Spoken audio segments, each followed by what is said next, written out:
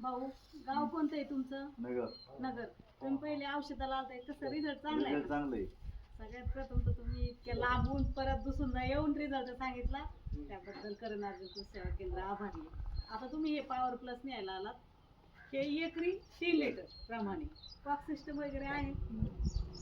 साऱ्याने पाणी जातं ना, 200 साऱ्याने पाणी जातं. आपल्या शेतातलं 1 एकरात सगळे सारे मोजायचे, तेवढं लिटर पाणी घ्यायचं एका ड्रममध्ये मग, आणि हे 3 लिटर मिक्स करून घ्यायचं त्यात.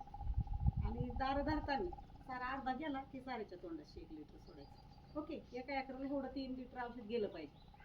आणि ह्याची फवारणी करून घ्यायची.